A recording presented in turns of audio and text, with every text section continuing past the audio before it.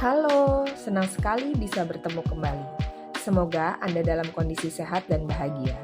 Anda sudah mempelajari tentang kelompok swabantu pada materi sebelumnya. Jadi, selain diri sendiri atau keluarga, ternyata kelompok juga dapat membawa pengaruh positif bagi Anda. Itulah tujuan akhir pembentukan kelompok swabantu. Anda dan semua anggota kelompok dapat berkembang bersama, mengatasi masalah, khususnya kecemasan akibat COVID-19 atau karena problematika sehari-hari. Nah, sebelumnya Anda sudah diarahkan oleh perawat atau kader kesehatan jiwa untuk membentuk kelompok swabantu, bukan? Mari ke langkah selanjutnya.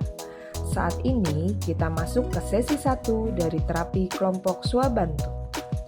Sesi 1 yaitu memahami masalah. Tujuan dari sesi ini yang pertama, memahami konsep kelompok swabantu. Kedua, memahami langkah-langkah kegiatan kelompok swabantu. Ketiga, mendiskusikan masalah oleh masing-masing peserta. Hasil dari langkah pertama adalah kelompok memiliki daftar masalah. Baiklah, untuk memulai, ada baiknya kita pilih satu orang pemimpin kelompok atau kita sebut sebagai leader.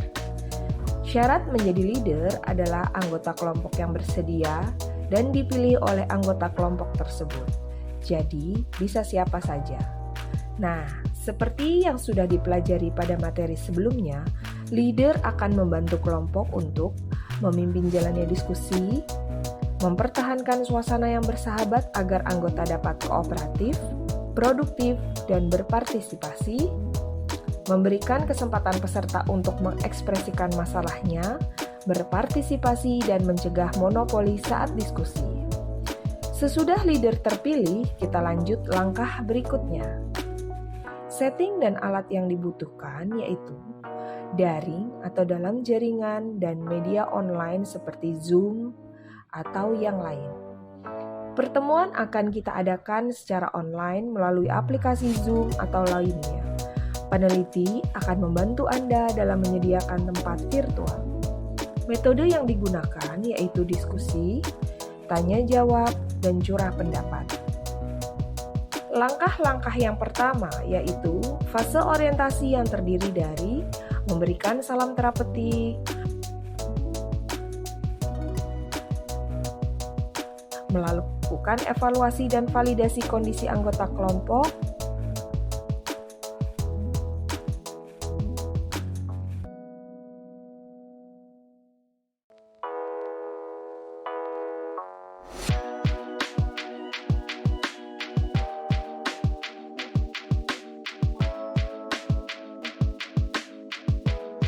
melakukan kontrak topik, waktu, dan tujuan.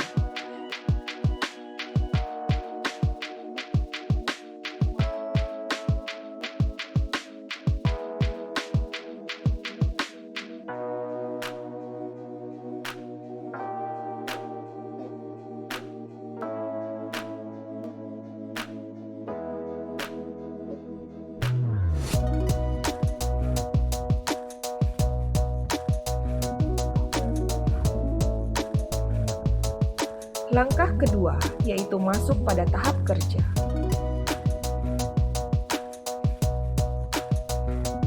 Fasilitator dapat membimbing kelompok untuk mengulas kembali tentang kelompok swabantu. Materinya sudah dipaparkan pada video pengantar kelompok swabantu sebelumnya.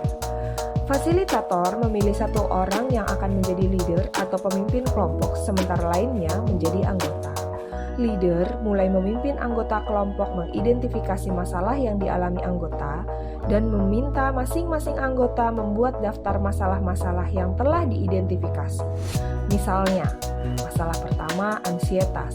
Penyintas merasa cemas dan khawatir terinfeksi ulang COVID-19. Kedua, masalah fisik. Penyintas merasakan sesak nafas saat berjalan jauh, tidak seperti sebelum terinfeksi COVID-19. Fasilitator dapat membimbing kelompok untuk mendiskusikan masalah kecemasan akibat COVID-19 atau masalah kehidupan sehari-hari. Langkah ketiga yaitu tahap terminasi. Pada tahap ini, fasilitator membimbing leader untuk melakukan evaluasi subjektif maupun objektif pada anggotanya.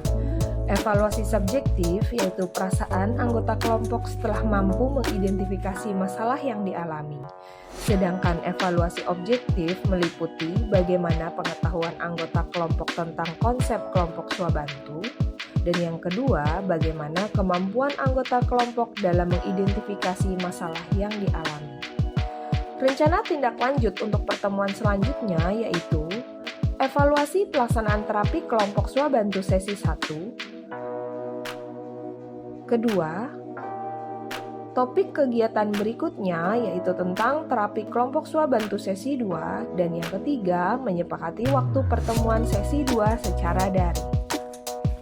Untuk pertemuan selanjutnya, silakan leader dan anggota kelompok menyepakati sesi berikutnya. Sesudah kelompok memiliki kesepakatan, laporkan ke peneliti atau fasilitator agar kami dapat menyiapkan link virtual pada sesi selanjutnya. Setelah mengikuti terapi kelompok swabantu sesi 1, silakan Anda mengisi format berikut. Format evaluasi proses terapi kelompok swabantu sesi 1 mengidentifikasi masalah yang dialami.